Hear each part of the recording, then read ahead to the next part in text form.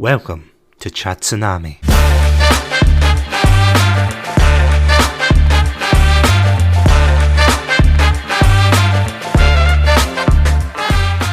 Hello everybody and welcome to another episode of Satsunami. I'm Satsunami and I am proud to welcome you to this royal night where the sky is falling and we have a quantum grade episode. Joining me today is a fellow spectre, Adam. Adam, welcome back. Hello, Double O Adam, reporting for duty. Yeah, I was gonna make a pun on the new film, but yeah, there was no time to try. There I was. I stood up and gave you an ovation. Oh, thank you.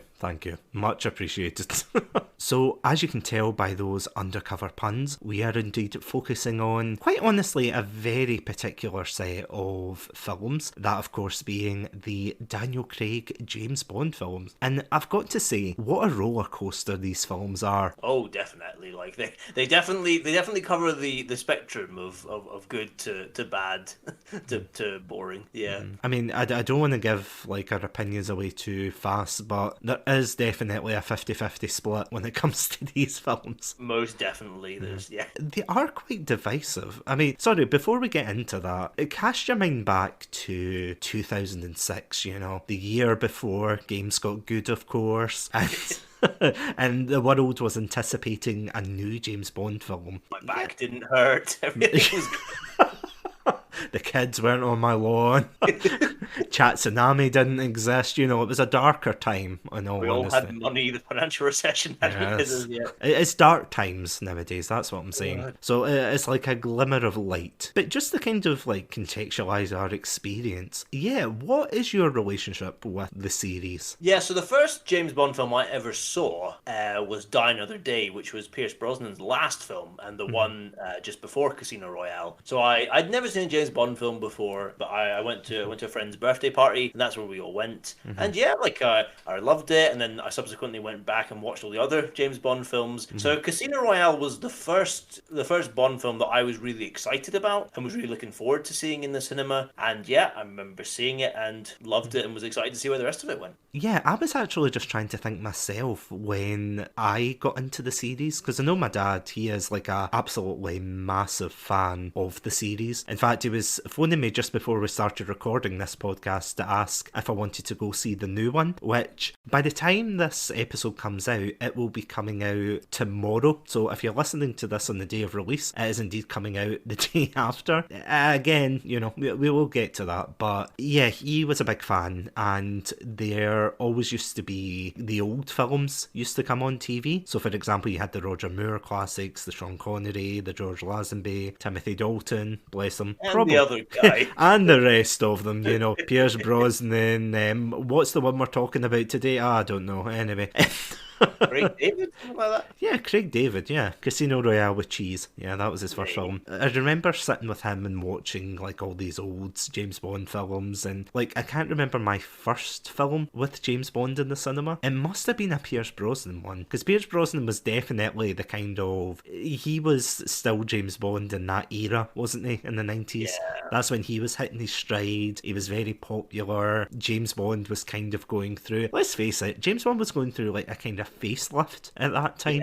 You were saying that earlier about like certain lines that in, I think it was GoldenEye, wasn't it? Yeah. That try to distance like the Bond and the Pierce Brosnan films from like the Roger Moore era, the Sean Connery, the George Lazenby, the David Niven one, whatever the hell that was. We don't talk about that, we never will. It's going on the pile with Turkish Star Wars. We don't talk about that. But you know, it's like they were trying to distance themselves. And then we get to 2002 and Pierce Brosnan's tenure basically comes to a close, doesn't it? Yeah, it comes to a... The train literally crashes off the side of an iceberg. I was laughing at this because I was watching a retrospective, like I think a couple of years ago, and someone said that because there was so much advertising attached to Die Another Day, that they called it, or they kind of nicknamed it No Time to Buy. Spy or something like that. Like, it wasn't the best of the series at the time, I have to say. And I think probably that's due to like other films coming out. You know, you've got your Mission Impossibles, your Jason Bournes. I think Jason Bourne especially. Although, see, personally, like, I don't know how you feel about this, but I don't see the appeal for Jason Bourne. Really? I rewatched it recently, and I thought the action was good and everything, but I thought it's. Oh, I love the Bourne. Well, in fairness, I've only ever seen like the trilogy. I've not seen kind of the later ones, so I can't speak to them. But I love those films. I think they're fantastic. I don't know whether it's something you need to watch as a collective, because I remember being disappointed at the ending, because it kind of just like ends. You know, the first one, I mean. You know, like, if you watch it as a kind of collective, then I think definitely. Anyway, this isn't a Jason Bourne one, sorry, that was a white. that was a total tangent there. Those kind of, like, spy films were coming out, you know, and it was showing, like, a more gritty side of spy work. Like, would you agree with that the landscape was changing? Sorry. Oh, definitely. No, definitely. Sorry, I was too eager to agree with you there, right? I jumped into quick. No, you're totally right. Like, it was a far more gritty and a more like quote unquote realistic as well. Obviously, still cinematic lights and everything, but it felt like a far more realistic take on what it was actually like to be like, you know, an international spy. So I think the Bond films kind of really had, and because the Bourne films were so crazy popular, you know, like I think that the Bond films kind of had to react to that, you know, and respond to that moving forward. And then, of course, when Daniel Craig came along, I mean, it's the same with any other franchise, isn't it, that has like a change in lead actor. You know, like Doctor Who is like the other example for all the Britons listening out there, and Americans, and I know it's popular over there now, but you know, it's like people get so attached to an actor, and then all of a sudden they bring in a new guy, and you know, it's like the 5 stages of grief, where it's like, I don't want him.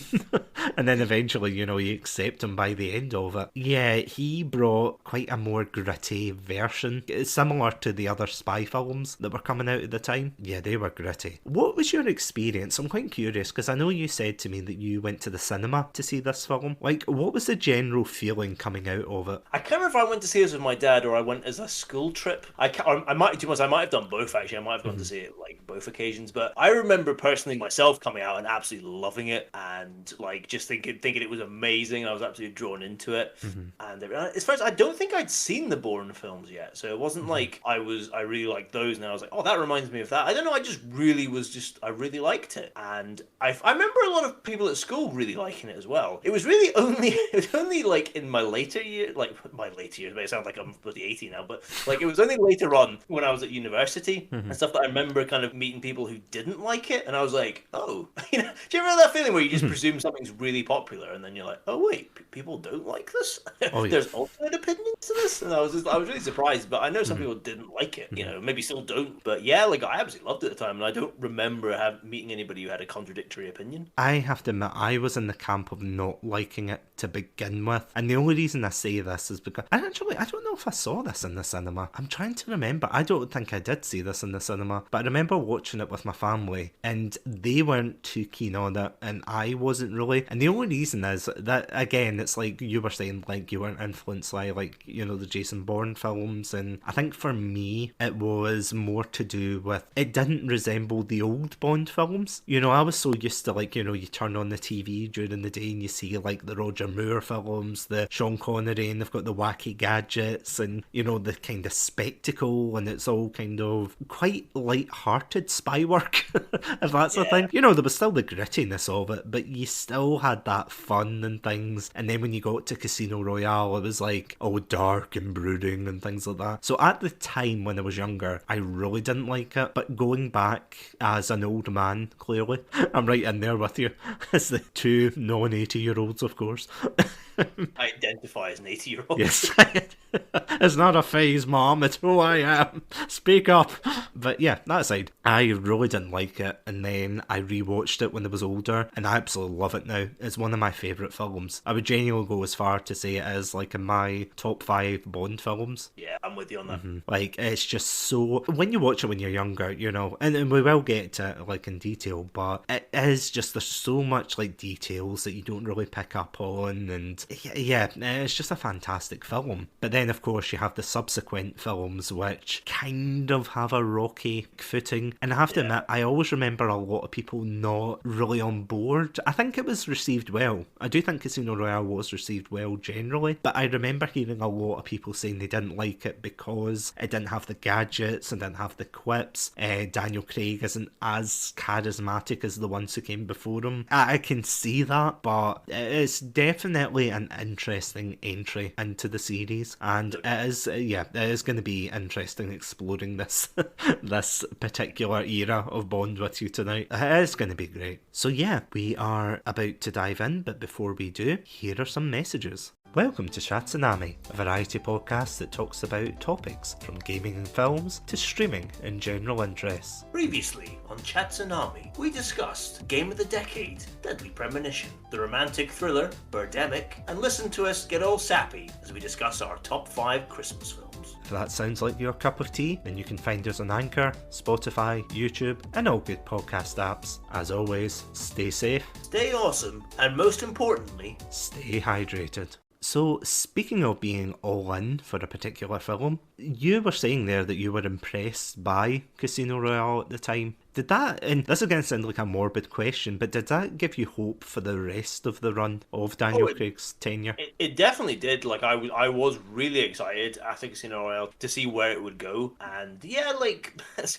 we said, some lived up to it. Some others didn't, but I remember being really excited to see where this character was going to go, because I think that's the thing about Casino Royale. Like, I rewatched it again yesterday, just in preparation for this, and it stands out. I think it's the most unique of any of the Bond films. It feels so different, like even like compared to some of its direct sequels. Some of Craig's later Bond films, it just feels such a separate thing, and I think that's why I like it so much. Like, it just has this kind of, like, raw edge to it, and that's really fitting for this being, like, this is, like, a true origin story, you know, this is, like, Bond becoming, basically, you know, the agent and the person that he is in later life and stuff, and I just thought the film captured that so well, and it was just such, like, the story, I think, is excellent. I love the characters in it. I don't think there's a weak character. Like, certainly out of all the major ones, I think all the major characters are just excellent in it and play their parts so well. The actors do amazing jobs. Like, the action scenes in this, like, I was rewatching that,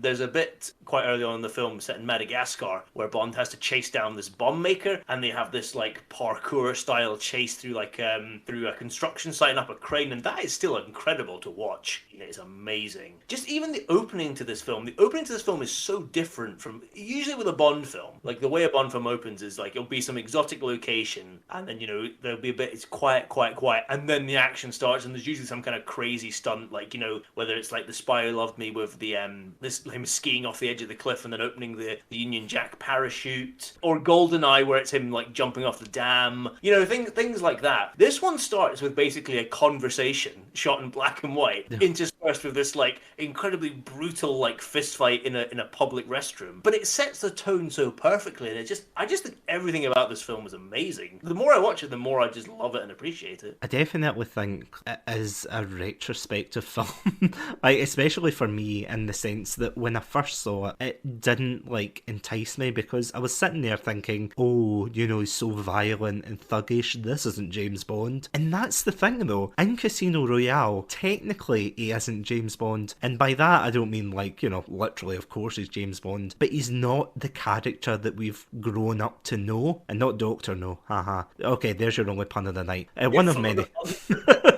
The puns never stop here, damn it. That's the thing, though. In the film, just to kind of contextualise it, the film follows Bond just getting, like, as you said, at the very beginning, it starts off with this very unique, like, black and white. It's him having a conversation with a dirty agent, and on the other side, it's this very visceral, brutal fight between two guys. And then after that, during the credits, it gets his 00 status. Can I just say the theme song for this absolutely is incredible, and the visuals visuals that go with it. It's all the, the casino iconography, and it is just absolutely stunning. One of my favourite openings of all time. And, it's this story about him building up his identity as 007, because basically he goes around and he acts very thuggish to the extent there's like one particular scene I think that encapsulates this perfectly. So the film mainly focuses on Bond trying to win like a high stakes poker game, and you think, okay, but that's not very interesting. And I have to admit, when I first watched it, I was like, okay, this isn't very interesting. But when you rewatch it, you can see the dynamics between Bond and Le Chiffre, who's like the main antagonist in this film. Did you feel this way as well? That it's quite interesting Le Chiffre isn't a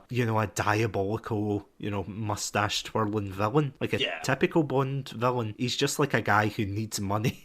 He's an accountant, basically. He's a glorified accountant. Is basically, as you say, like a very problematic gambler. You should really get help for that. The dynamic between them is so great. And as I was saying there before, there's a scene where Bond tries to stab Le Chiffre right in the middle of the game just because he loses a hand or he loses all his money, and he just grabs a knife and he's just thinking, right, okay, I'm gonna stab Le Chiffre, and you're like, what is wrong with but that's the thing though, this is like far gone from what we know as Bond, the kind of womanizing. I mean, he still is a womanizer, but he's got like a terrible temper in this. It's not like anything, I mean, maybe except for Timothy Dalton or maybe Sean Connery to an extent, but you don't really see that for a lot of Bonds, that they lose their temper that quickly. There has to be like a kind of crescendo into, you've pushed the button, you shouldn't have done that. Oh, definitely. Like, I mean, and I think you draw a really interesting comparison.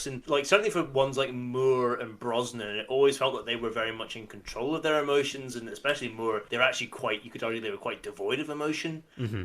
Maybe Connery to an extent as well. Like, Dalton's Bond does have some, like, emotional outbursts, but it's like they're basically predicated by, in License to Kill, it's predicated by, like, his best friend being, like, savaged, basically, and that's what unleashes, like, he can't restrain his fury anymore. But as you say with Craig's Bond, like, it's just, he seems to just be on this, like, this razor's edge of just, like, at any moment he's just gonna fall into this just, like, well of emotion and anger and just react. So it's a really interesting contrast. This might be a controversial opinion, but I do think that Craig's Bond is the best in Casino Royale. I think he suits it perfectly, and I don't feel as if his Bond, like, lives up to... It sounds terrible to say, like, oh, he's not as good in the other films, which I'm not, like, saying, like, as an actor or anything, because he is a great actor, but I feel as if his Bond is the best in Casino, because he is, again, this volatile, very angry, very violent man who, he's just triggered easily, and he thinks, oh, I'm a 00, I can do anything, I've got my license to kill, and he soon, like, comes to realise, he gets humbled very fast in this film, from torture scenes to basically, spoilers ahead, might as well. In case you didn't know, spoilers ahead, to the extent where he loses, like, the love of his life. And I do think that Eva Green, who plays Vesper Lynn, she is by far one of the best and most interesting Bond. I don't want to say Bond girls, because I know there's a whole thing, but, like, one of the most interesting love interests. Because usually, for Daniel Craig, or not Daniel Craig, but for Bond especially, like, as a whole, they have this really weird thing with the love interest, where it's like, either they're just, let's face it, either they're just parodies of themselves, you've got Dr. Goodhead and Moonraker, you've got all of these, like, kind of parodies, and then you've got other ones that are supposed to be the tough, ones that really don't, like, was it Jinx and Die Another Day, which, I still don't get that one, but anyway, you've got all of these, like, you never really get that much of a middle ground for some of them. You do for a lot of them, but not the majority, is what I'm saying, is quite weak. But for Eva Green's character, she is fantastic in this, she's quite realistic, I have to say, because again, she's an accountant, and I don't know if an accountant wrote this film. Like, I'm getting to think that this is maybe like an accountant's, like, power dream. Like, have you noticed that? I know there is quite a lot of that, isn't there? Like, money holders and, like, funny. I love that theory. This is like a frustrated accountant being like, Yeah. I'll show the world we are important people. I'm just wondering if this was like an accountant who was writing like his own fan fiction and it got mixed up with like another script and they're like, brilliant, let's bring him in. As I said, her character is it's just so well rounded because she is this, like, you know, she goes into the field with Bond to look after the money that he's been given by the British government to gamble. So basically the plot is that they're trying to get Le Chiffre to bet everything and become bankrupt, and then he has to turn to the British government to make sure that he doesn't, he doesn't get killed by this mysterious organisation, which we will come to. Trust me, we will get to them, but he has to win first. And Vesper really, like, again, she's a great parallel to Bond in the sense that on the one hand she is, she's like this confident, tough woman, and they make out, it's the like male dominated workspace, and she's like very confident and powerful in her own right, but at the same time she's also vulnerable, and it's not just like a cliche vulnerable, like she literally sees someone killed in front of her and she takes like she doesn't take it well. And it's such like a unique scene because I can't remember many other scenes in the series that do that. Because usually they just, shoot them and that's it. Yeah. That's it done with. But like they have this long scene where they're just like hugging together in the shower, just, she's like still in her dress and everything, just not moving, and she's covered in blood and things, and it's just like really well done. And I could gush about this film for ages, so apologies for going off in a rant there, but it's just so unique, and it kind of makes the ending so much more heartbreaking when you realise that she is basically betraying him to save him, I think. Yeah, we find out towards the end that basically Vesper is like a double agent, because a person that she loves has basically been apparently like kidnapped by like this shady organization, and like they're using like his, they're threatening his life to like blackmail her into doing these things. But yeah, as well, like, yeah, as you say as well, like she does try to protect Bond as well, as like their relationship grows and she kind of falls for him. She also tries to like keep him safe from the shadow organization. But it's just, I totally agree with everything you said. Like, it's so well done. Like, she's one of the best characters, I think, to be honest. Not just like the Craig Bonds, but I'd argue probably like the Bond films as a whole. Yeah, their relationship is, I think, as well, because like for so many of these relationships Bond has with like female characters, like they're just clearly there for like one film, and it's like, oh, on to the next one. Yeah. It's just like so flippant. It's kind of the way that death gets treated as well in a lot of the Bond films. It's just kind of like flippant, and here's a time to make a pun, and now we'll move on, and like, there's no kind of there's no like emotional impact. But as you say, there is an emotional impact of death in this film, which is another way it's like so different. And just their relationship is just so like, it is so powerful, and it really gives the end like it gives the film, first of all, like a real emotional core, which is something that Bond films have lacked before, and it does, as you say, gives the end a real like, it's a real gut punch, the end, and you can see why this is like such a formative event in like his life, because he's contemplating at the end of Casino Royale, he's contemplating just giving up, as he says, like he says, like, I've lost so much of my soul already, but I don't want to lose it all. I want to spend time with you. But she ends up, spoiler alert, she ends up dying at the end, and this is kind of the catalyst for him to like throw himself into this line of work, and really there is no like way out for him. So it's such an important event, and it's just so well done. After going back and rewatching this film, I was really excited to see what they would do next. And this is a weird thing for Bond, because sometimes they do it quite, they do like one-off films, and then other times they'll have like a kind of underlying consistency with them. They'll have the same actor to play M. They'll have Q, which I think at this point Q was no longer in the films. And this is the film, Casino especially, this is the film that they started moving away from gadgets and things and the funny quips, which I think divided a lot of people, because they thought, well, where's my James Bond where he's quipping and things? But it's exactly as you said, it's an important part of his character development to turn him into, the Bond that he's going to be in the future. Even with Roger Moore, you get some moments where he does reflect on like his marriage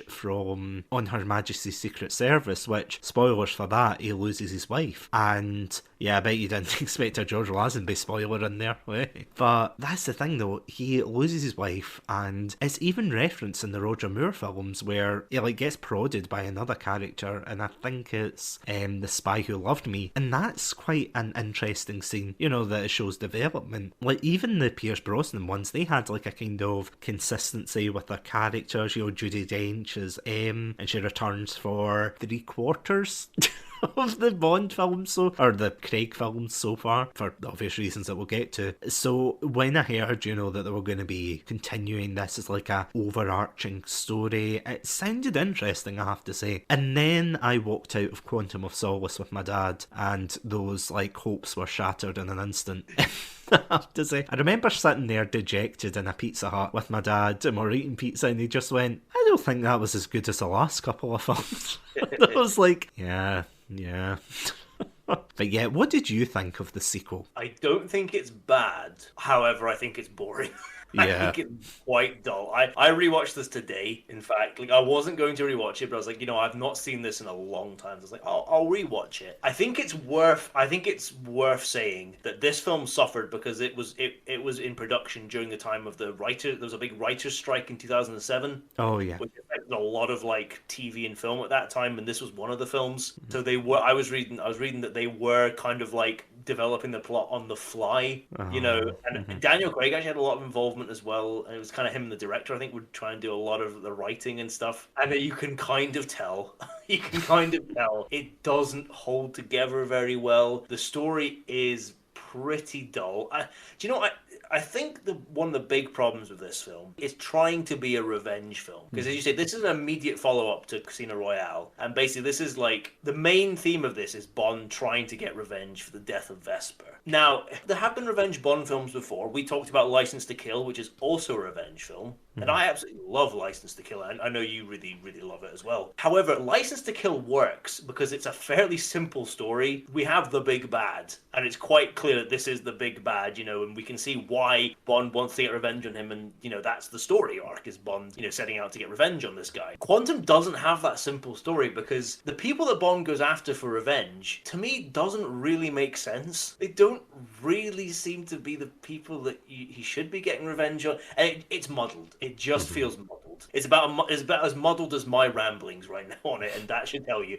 That should tell you the quality of it. But yeah, not bad. I don't think it's bad. I just muddled and boring. I think it's more spectacle than substance with this film. I think that probably sums it up because I was thinking back to it, thinking, what did I really find wrong with this film? And you look at it, and it's between like the stereotypical jump cuts, and I don't know, it feels like a step back from what Casino Royale is. I have to admit, like, I think if Casino Royale came out nowadays, obviously people wouldn't bat an eye at it. They think, oh, it's just another, spy film. But back then, because there was this like transition between Pierce Brosnan, who was, let's face it, really silly with his gadget, still a lot of fun to watch. I'm not like saying that as a diss to him, but it just, everything seems like a step down from like the editing. Do you remember Taken 2? Yeah. Oh no, well, sorry. What I'm saying, I've never seen Taken 2, but I remember hearing the criticism of Taken 2. Oh yeah, well, Taken 2, Taken 3, Taken the you-know-what, it's very haphazard. It's very, like, there's a lot of jump cuts in between. You've got, 1 minute you're sitting on a couch, the next, you're standing up, the next cut you're walking across the floor.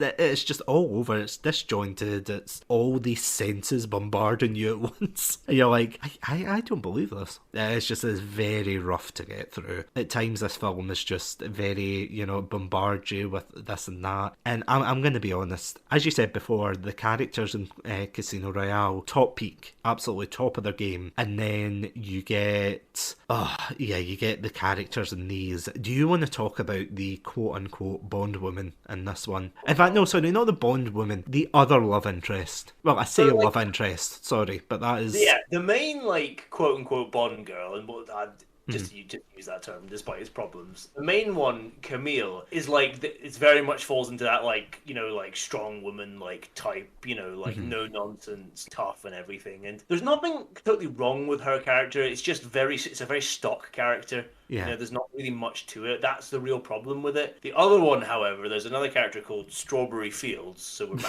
back to our classic Bond female character naming here, who's played by Gemma Arterton, who is a good actor, like, in fairness to her. But she's given nothing to work with here. And the character is the character is. I was saying this to you before we started. The character is literally everything wrong with what when you think of like a female character in a Bond film. It's all like the negative, all the crosses. Not in the film for very long. She appears in it, and then about 5 minutes later, she's having sex with Bond. She does like one helpful thing for him, and then like he abandons her, and then when he comes back, she's dead. Like that is her arc. She's hardly in the film, and like as I said, that's literally the 5 things that I've listed are literally the 5 like things you need to know about that character, and it's just terrible. It's just it's just a shame. There was no point. You literally just couldn't. You could have just cut that character out, and you lose nothing in the film. The only thing you get is a homage to like the very famous death in Goldfinger. That is kind of what it feels like. It's just like, oh, let's reference this, but rather than like painting a woman to death with gold, we'll just like pour oil all over her, which makes no sense. Yeah, it's terrible. And can I rant on the main villain as well? Go for it. Yeah, well, Dominic Green. The main villain is called Dominic Green, which is the most boring name for a Bond villain I've ever heard. It sounds like I read somewhere somebody said it sounds like a door-to-door insurance salesman.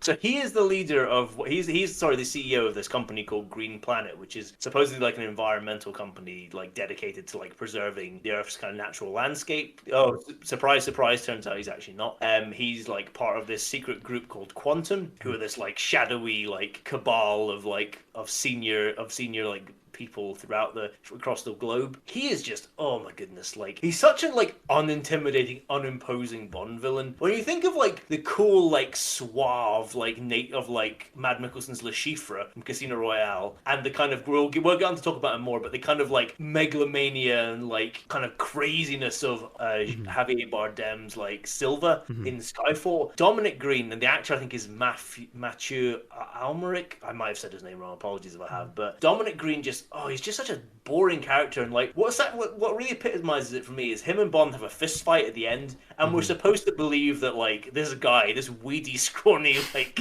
Elon Musk type is literally supposed to be a match for like for Daniel Craig's like ripped James Bond. It reminds me of, you've seen Commander, right? The Arnold Schwarzenegger film Commander. Oh yeah. It reminds me that we're supposed to believe in the end that this like tubby Australian is a match for like muscly like muscles bursting out of his chest Arnold Schwarzenegger. But and it's just ridiculous like how they do it. And he said he's no threat. Like his plan is so small scale. He wants to basically like install regime change in Bolivia so he can control the water supply. And you're like, that's not a Bond like plot. That's not a good Bond plot at all. Like, no offense to Bolivia, but like, I don't know. Like he just fails on all accounts. I mean, and the whole quantum organization. Like, I mean, this was originally they were supposed to be trying to introduce Spectre into this film because like there's been a lot of like problems with who owns the rights to Spectre. It's basically like it's in conflict between Ian Fleming's estate and one of the screenwriters on Thunderball, one of the early Connery films where Spectre were first kind of introduced. They both like claim ownership of it, so it's been in dispute for a long time. And they were hoping to get the rights, to include it in this film, but they couldn't. So they then like substituted Spectre for this other organization, Quantum, which is very much that same kind of idea of a shadowy cabal behind the scenes. But it's just I don't know. It's just non-threatening, and you're just like, why are these people like? Why am I supposed to care? And, like, why is Bond going after them? It's just muddled. It's just like the whole film was muddled. I mean, you've hit the nail on the head with that, in all honesty. It's what you were saying before, the fact that this is supposed to be like this huge revenge film, and then, all of a sudden it's like, oh, look, it's Spectre Light, Diet Spectre, Spectre without the octopus legs. Honestly, I could go on forever. I do not like Quantum. Like, I remember watching the old films and thinking that Spectre were quite a cool, villain to Bond. I mean, obviously it's like over the top and everything in regards to like spy films nowadays, because usually they try to ground it in realism that it's like a rogue agent from, let's say, the CIA and like Jason Bourne, or I don't even know who the one is for Mission Impossible, but you get what I mean. It's like relatively like they're associated with someone already and they're like pulling the strings. But for Spectre was this like massive, as you said, shadowy organization that pulled the strings things for basically everything bad going on in the world. But when they brought in Quantum, it was like, oh cool, they're going to bring in, Quantum, what they're going to do, are they going to be the shadowy villain? Spoilers, they don't appear again until 2 films later, and they get relegated to middle management, which is something I will always stand by. They don't do anything beyond this film. Like, they'll say, oh yes, Quantum, oh, it's a bad organisation, but they literally retcon it about 2 films later in Spectre, when they're like, oh no, Quantum is a subdivision of Spectre. It's like, those graphs you get where it shows you like how many companies like Disney and Pepsi and things like that own, and it's like you go up the chain, so you're like, oh, I like this company, and then you go up the thing, you're like, oh, they're owned by them. That's what it feels like. They're just this tiny organisation that become completely inconsequential, to the extent that they have to like shoehorn them in to be like, oh no, they actually mattered, and you're like, go away. Go, Chris. Yeah, take your pens and go away. And speaking of that, though, skipping films, that of course leads us into Skyfall, which, yeah, I have to admit was a huge improvement from Quantum of Solace. Oh god, yeah. This is my favourite James Bond film. It still is. Because I have to admit, going back to what you were saying earlier, we do have a particular friend who doesn't like this film, which I have to admit, the first time I heard it, I was really shocked that he didn't like it. Did you feel the same way? I didn't realise people didn't like this film. Yeah. I just thought it was one of these accepted things that we all thought Skyfall was like the best Bond film. Well, the unspoken rule. I just thought it was, Yeah. I thought like that was those were like the three indisputable facts of life: death, taxes, and Skyfall was the best James Bond film. Well, that's true, but you forgot the license to kill clause. Very true, very true. Yeah, I was surprised at that as well, because I have to admit, again, going back to what I was saying before, seeing these films, because I think I've seen all of these films with my dad. Like, I remember going to see it with him. He absolutely loves this film, by the way, to the extent that whenever there's another James Bond film on, he'll be like, take it or leave it. But with Skyfall, he's like, yeah, get that on, He absolutely loves this film. To the extent I've seen it so many times, I'm just so tired of it. But it is great, from the intro to, the opening by Adele is fantastic. The visuals are great. I like the idea of, like, Bond being this really cynical, shunned away from MI6 and things. The only criticism I would levy against it is he seems more disinterested. Like, I feel as if he's, like, really the least interesting part of the film. And by that, I mean, like, there's a particular scene, so sorry, just to contextualise again, Skyfall basically focuses on a rogue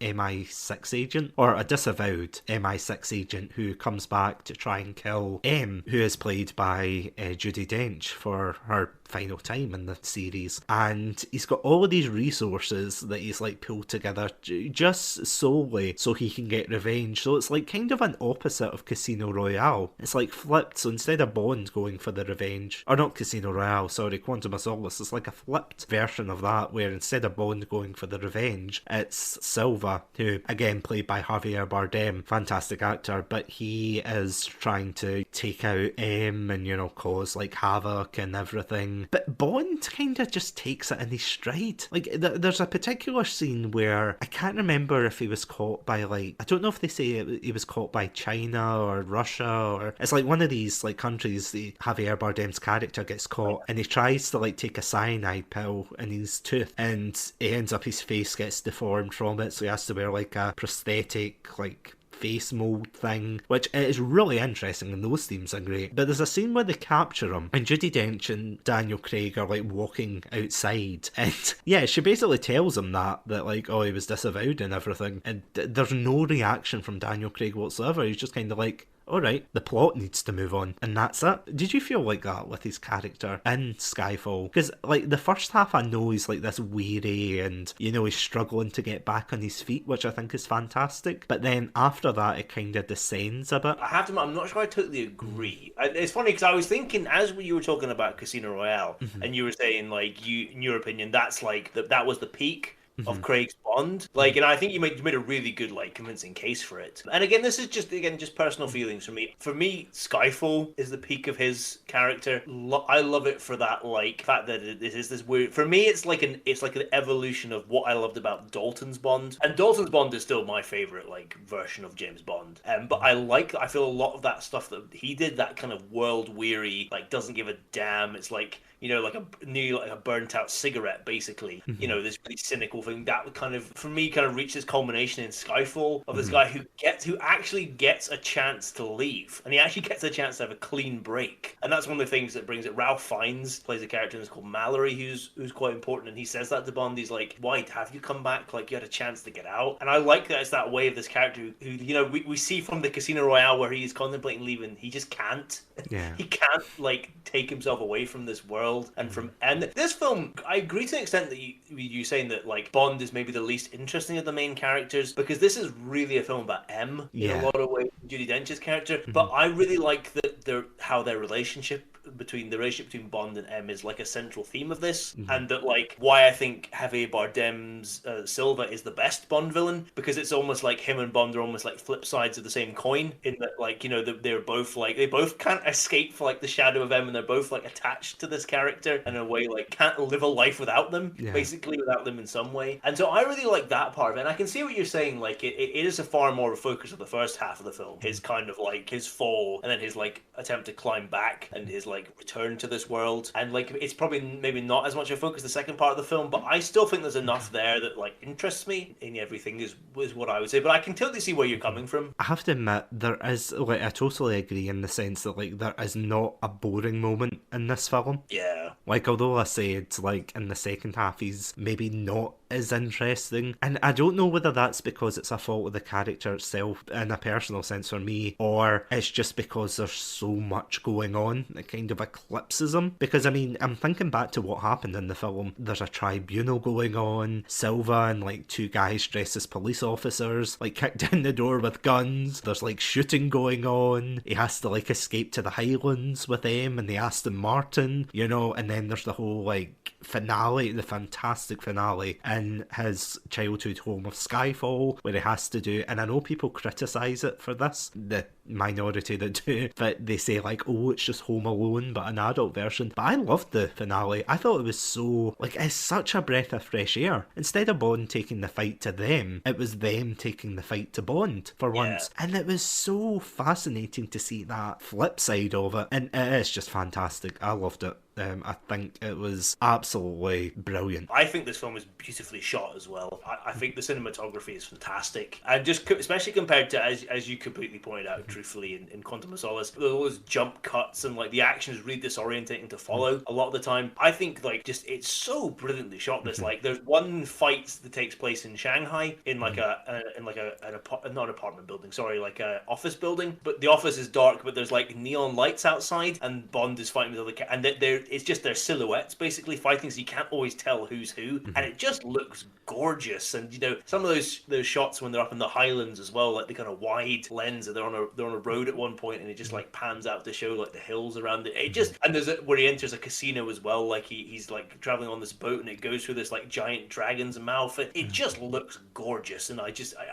watching it again, I was like, it's just so impressive. Fun fact actually about that, did you know see the clip where Bond and M are, like, standing in the Highlands, and they're, like, standing in front of the Aston Martin, and they're just looking at the hills, and apparently that particular spot got so popular that they actually had to tell people to stop parking there because people were just coming up to it. It's a bit similar to, you know, Glenfinnan for the viaduct for the Harry Potter bridge. It's a bit similar to that, where they were telling people, yeah, stop parking here because you really shouldn't be, because it was ruining the grass and everything. And it just shows, like, how popular it made it in the context of Bond as a whole. So this was, like, the year 2012 this came out, so this was Bond's 50th anniversary. You had Bond at the Olympics as well in London. Do you remember that?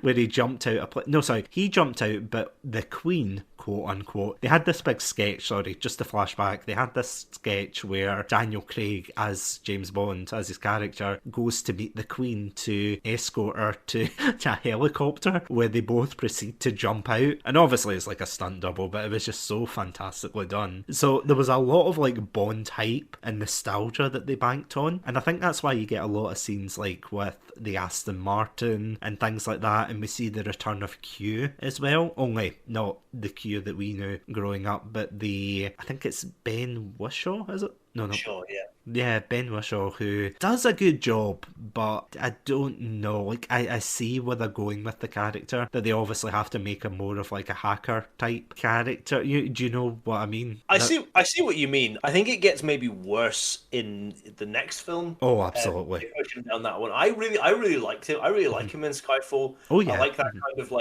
kind of like understand. I like he has an exchange with when he first meets Bond. He meets him in the portrait gallery in London, and I love the exchange they have where he's talking about it, and he's just like, I can do more damage in a day, sitting in my pajamas before my first cup of Earl Grey. Yeah.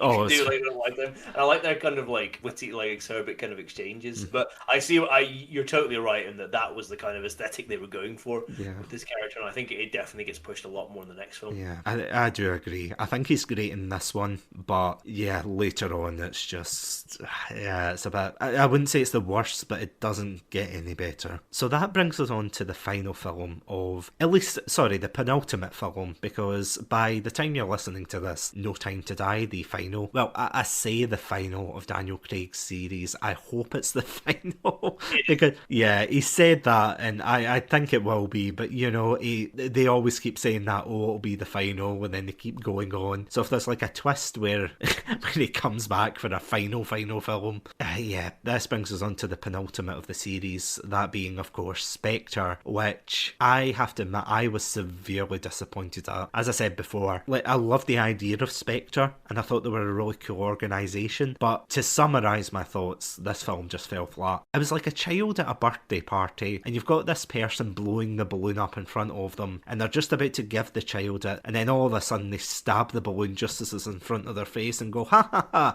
you thought you were getting a balloon? What did you think? Before I think of any balloon related anecdotes. I was going to say that analogy is more exciting than the actual film. Oh, yeah. I don't know who was more bored in this film, me watching it in the cinema or Daniel Craig acting in it. He doesn't look like he wants to be there, and honestly, I can't blame him. Again, I'll say I don't think it's bad per se. I just think it is really, really dull. It's a tough one, yeah. I think it's duller than Quantum of Solace, probably. Because at least Quantum of Solace is about an hour 40 minutes, which is that overstays its welcome. Spectre is 2.5 hours, and you feel those 2.5 hours go by. Yeah. It does not go by quickly. You will feel them completely. You'll feel them drag out. Your backside will fall asleep in the cinema seat. Trust me. I totally agree. I felt so bored. And can I just say, we haven't really talked about the opening. So we talked about the opening for Casino Royale and Skyfall being absolutely fantastic, but I'm just going to lump them together. Quantum of Solace and Spectre. I prefer the song for Spectre. Like, I know it's an unpopular opinion, but I do like the songwriting on the wall. I like it too, actually. Yeah. Oh, thank God. But I hate the opening for Spectre. Like, see the visuals. Oh, like, awful. Don't get me wrong, I like the idea they were going for with showing you all the flashbacks to the different films, but I don't like the fact there's like, Daniel Craig and a random woman, they're just kissing, touching, and then there's octopus tentacles coming around them, and it's like, I get it. It's Spectre. Imagine if, the whole of the Skyfall intro was just him falling through a sky. Like, for the whole thing, for the whole 3 minutes, it was just him falling through a sky, and it was just Skyfall, and that was it. Just, it kept going on and on. That's what it felt like for Spectre. It was so uninspired. And again, I'm not a visual artist or whoever they bring in for these intros, and I like the song, but I hate to say it, but I think the introduction is probably the best part of this film, and then the rest of it just descends into just nonsense. It's ironic, actually, because I was thinking about this earlier. So you know how we said that Casino Royale was the kind of soft reboot that was going into like a grittier Bond. You know, they were thinking, oh, we don't do quips, we don't do gadgets, we are, you know, oh, we are mature. And even in Skyfall, they did bring back gadgets, but they were very limited. Like, not the P90, what was it? It's the Walther, like it's a Walther. Oh, Walther PPK. The radio is the big joke. Oh yeah, in the radio. Yeah, yeah. It was like small things like that, but semi-realistic. And then in this one, they literally had a watch that blew up. Was it a watch? Yeah, it was pure back to like Roger Moore. Between that and getting strapped to a chair by Blofeld, it was like, what is this film? You know, it was like the traps were there. He does eye Bond, played by Christoph Waltz. It was bad. And apparently, there's a scene where there's like a big car chase in Rome. That was so boring. Like, did you find any excitement out of that scene? Not out of the car chase. I mean, the only real bits of excitement I found in this film were the scenes with Dave Bautista in them, and I think Dave Bautista is the show stealer, the scene stealer in this film. He is great. I actually wish, to honest to God, this film had been about like he'd been the main villain. Like, so he plays basically a glorified henchman in this. I can't even remember if the character has a name, but like. He's a for Dave Bautista is most. He was a former WWE wrestler. He's most famous now for playing Drax in Guardians of the Galaxy, the Marvel films. But yeah, he's great in this, and like his introduction is great. Where like he's at a big Spectre meeting, and this guy is getting tasked with like killing James Bond, and then like it's like any objections, and Batista comes up and just kills the guy, like gouges his eyes out and like snaps his neck. And then I like the fight that they had. Batista and Bond had on the train. Oh yeah, I found that quite exciting. Any scene with him, basically, I was like kind of intrigued. But I totally agree with you. Like, there's so many others. That, like, I honestly had forgotten there was a car chase in Rome, and I was like, oh yeah. Like, we were joking about going back to the more gadgets. This goes back to like the Brosnan like levels of ridiculous. Like, you remember in Daniel Day where he's like windsurfing along like a wave and stuff. This one has like Daniel Craig's Bond in a plane, it's like sliding down a snowy mountain, you know, without wings and stuff. It's getting back to that level of ridiculousness, and it's just it felt so far away, as you said, from like the tone that had been set by like Casino Royale. It just feels like we've gone back in time, and not in a good way. We're bringing back these old bad tropes of the Bond films. Do you know what it reminded me of? Do you remember in The Living Daylights where it's like they're getting chased by the police on the Austrian border, and you know he cuts like the bottom of the car off, and it's like salt corrosion and things like that, you know, like, and they crash through the what is it? They crash through like a hut as well, and things like that. And it's so funny. But see, that worked because that was the kind of tone they were setting, and they were trying to find their feet there.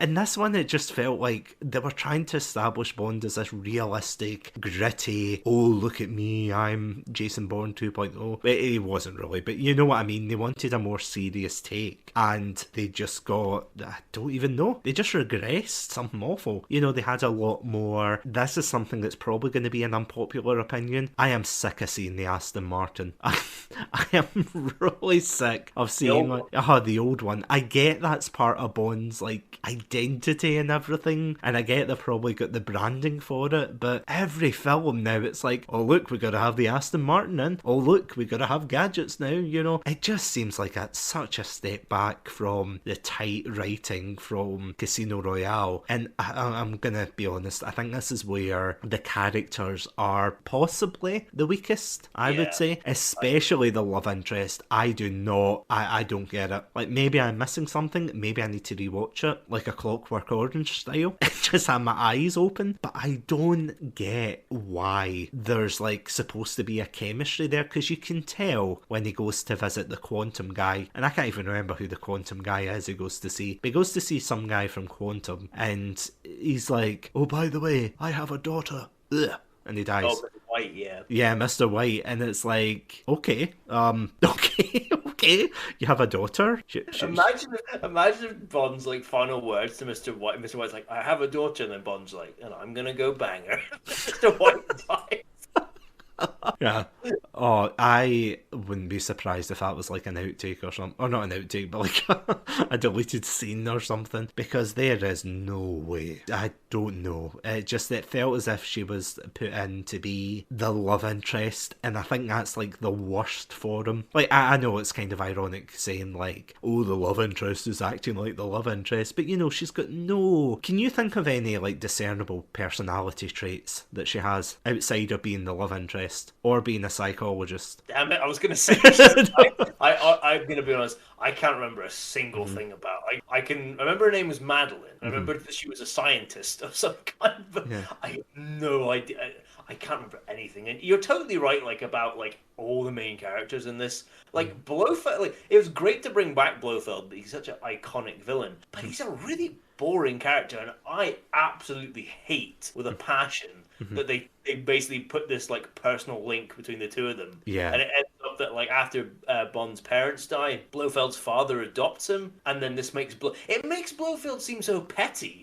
Yeah. He's like, oh, and my father loved you more than he loved me, so I had to kill my father, and now I'm going to ruin your life. Oh, and by the way, all the things that happened in the previous films, I was behind all of those. And as you say, Quantum is just middle management here. Yeah. You know, it's just like that's why I mean I find this film boring. I don't hate the film, but I hate what it does to the previous films. Yeah. In the way, like I hate that way of like, you know, it keeps revealing like we were the real evil, or we're the real bad guys. You know, and you're like, what's the point in getting invested? You know, if I go back and rewatch Skyfall, I'm like, oh yeah, it's just Silver though. He's just like, you know, part of Spectre, and so I better what, you know, it's not really the real bad guy. It's just they could have done something without having to like feel like the need to tie everything back together. I think that's maybe the one problem with trying to do this kind of overarching narrative. Like it's like we must link everything back together. It's like you don't need to. It's not necessary. You can have smaller links. You don't need to tie everything back together. And Probably the catchphrase of the night, but I totally agree with you. This is the major problem I have with the Daniel Craig films. I feel like Casino Royale definitely, and I know I keep praising this, so apologies to anyone out there saying, God, Satsunami, we know you love it. You love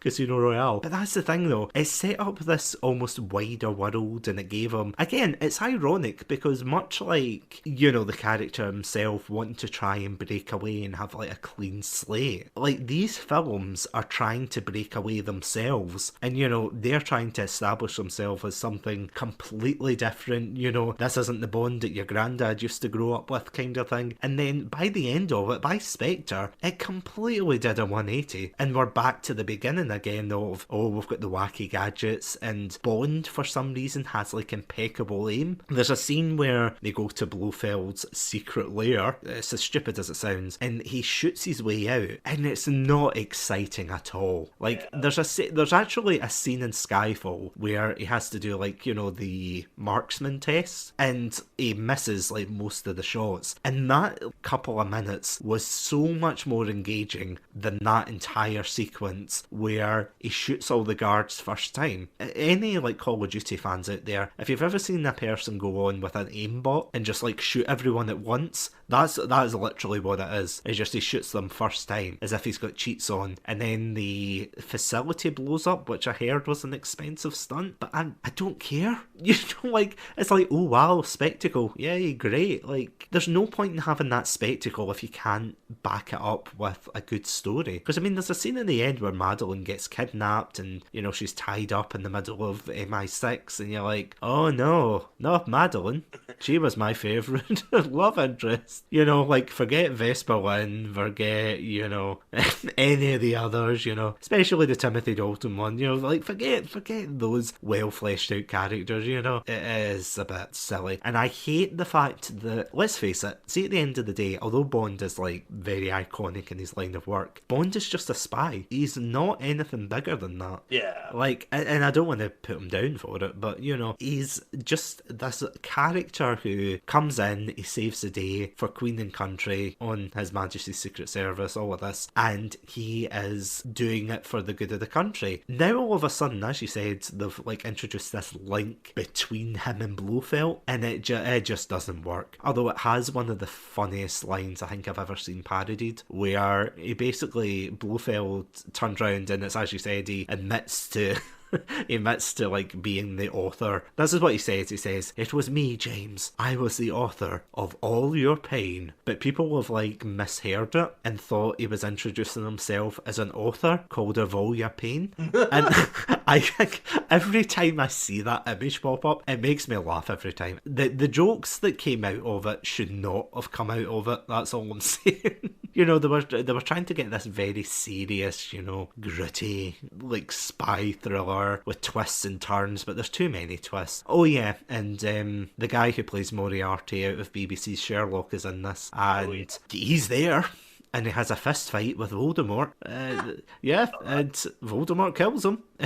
I know I know I'm being very flippant here with like the character names versus the actors, but yeah, that's all you need to know. There's a whole sub story about they're gonna have this international spy ring for these countries, and it's gonna be bad, and it's like 2.5 hours. There's no like thing of popcorn big enough to get you through that 2.5 hours. That's all I'm saying. You were making a joke about like you need to watch it like Clockwork Orange style. You need to watch it Clockwork Orange style so you stay awake at points. Oh yeah, absolutely. Your eyes jammed open because it is dull. And I mean, I feel as if as well, a lot of, and I don't want to like linger on like the Bond, get all the Bond woman thing for ages, but do you feel as if with the Daniel Craig films, they kind of, like ever since Casino Royale, they go backwards with them? Like in Quantum, I don't think it's too bad, because I was actually laughing because someone pointed this out, that if Bond actually sleeps with a woman, well, the Daniel Craig version of Bond sleeps with a woman, then they'll die like a couple of scenes later.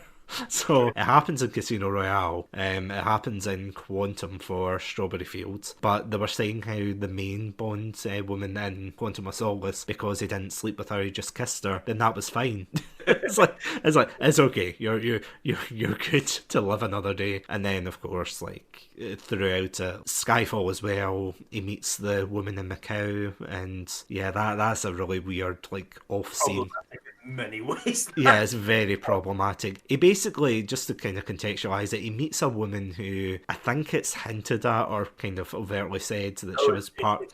Is it openly admitted? Yeah, that she was part of like a trafficking ring, as in she was like one of the women who was trafficked, and then he sneaks in the boat later to try and get to Silva, and they sleep together, and it seems out of place for what they were going for in this like new series. And then of course eventually you get to Spectre, where it's just he sleeps with someone who is close to someone in Spectre. In fact, no, I think it's the person that he kills, isn't it, at the very beginning? It's like, yeah, he sleeps with his widow. Yeah. Mm-hmm. Who then disappears from the film because her role has been done. I know, I'd agree actually, you saying that. I think with Skyfall, the only slight caveat I'll say is that because like Skyfall is so focused on the relationship between Bond and M, yeah, you want to like, lump M in as like one of the Bond women. Yeah. Like, that's maybe the only thing, but it's not like a traditional near kind of Bond relationship with a woman. But yeah, your main point is completely correct. There is a noticeable like,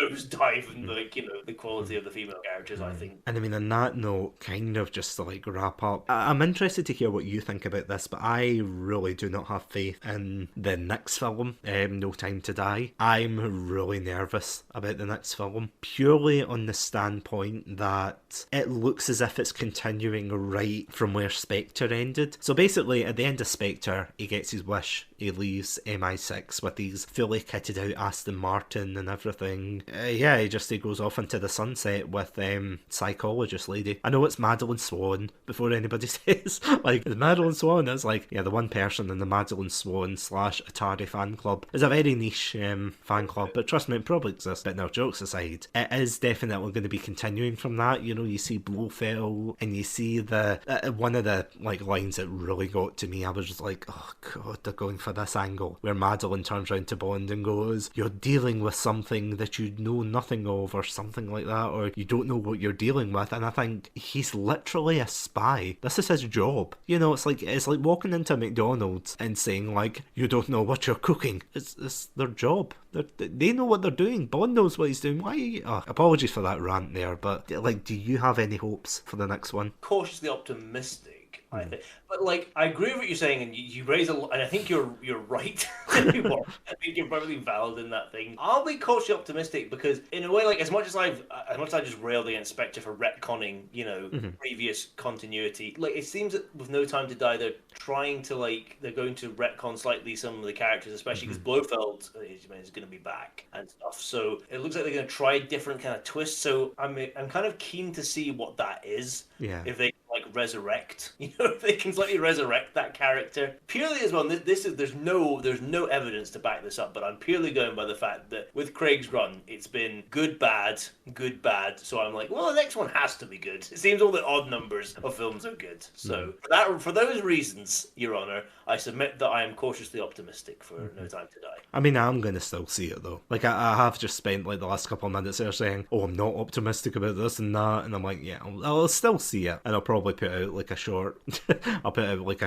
stream of thought or something, and be like, this was the worst film ever, or this was the best film ever, whatever happens, like, I just hope it's good. I think it is now well, it's not popular to hate on Bond, but, I think it's just people are kind of tired of it now, because it's like a 50-plus year franchise. Yeah, God. It is. I think next year must be the 60th anniversary then. Yeah, next year will be a good Wow, point. they should have just waited then.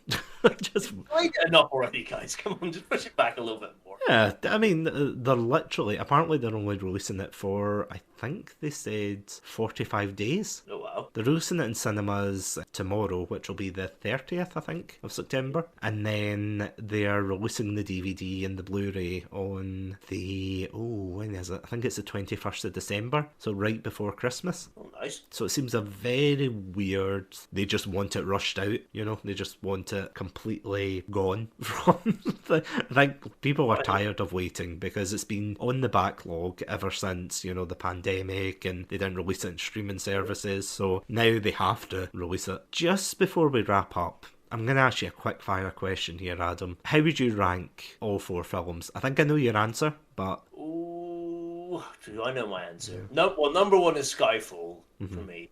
Then Casino Royale. Oh, God. I don't know. You know what? I'm going to say Quantum 3 and then Spectre 4. Purely because I rewatched Quantum again, and the fact that I was more willing to rewatch Quantum and I didn't consider rewatching Spectre probably says that I prefer Quantum. Plus, it's shorter. It took up less time of my life than if I decided to rewatch Spectre again. So, what's your ranking? I would probably swap around Casino Royale and Skyfall. Fair enough. But see, initially I was going to make a joke and say I would put like Quantum and Spectre on a plateau, at the bottom to support the better films, but I can't believe I'm saying this because years ago Quantum was like one of my least favourite Bond films, like from the theme tune to the whole, the plot to the guy. Like, have you seen that? There's like a scene where the guy's like sweeping, he's like sweeping nothing behind Bond. Oh, yeah, it's like he's meant to be sweeping the street, but he's just like sweeping thin air or something. I don't get it. I genuinely, I don't know if that's a thing or, to anyone who's like a street sweeper or something, like please let us know because I have no idea what that was all about. But yeah, I would say Quantum third. It's sticking in my throat saying that. I'm like, yeah. How could you? Yeah, I don't like Spectre at all. I think it's the worst one so far out of all of them. And it makes me worried. I wouldn't say like I've lost all hope, but it does make me worried for what's to come in No Time to Die. And I'm hoping at least the villain can rescue it. Yeah. Or there's going to be some like twist that they pull out. But we'll see. We'll definitely see. Fingers crossed. All we can do is hope. We're not quite. Or maybe we should just take a page from Daniel Craig and Timothy Dalton's Bond and just be cynical and world weary. Exactly. And on that note, these two world weary reviewers are going to go away and probably at the time of this, we're probably going to go away and watch the film anyway. Yeah, probably. Eventually. Like, whether it's today or next year or whenever. It'll be watched. You bet you bet it'll be watched, for good or for bad. Yeah, it's good content. And yeah, on that note, Adam, yep, thank you for strolling down memory lane. My pleasure again. My favourite lane to stroll down, so I'm always up for it. To all those Daniel Craig Bond fans out there, tell us what your favourite out of the 4 was. Or, if you're listening to this in the future, tell us what your favourite was out of the 5. And yeah, as always guys, stay safe, stay awesome, and most importantly, stay hydrated with a shaken, not stirred drink. Bye guys. From Satsunami with love. Love it.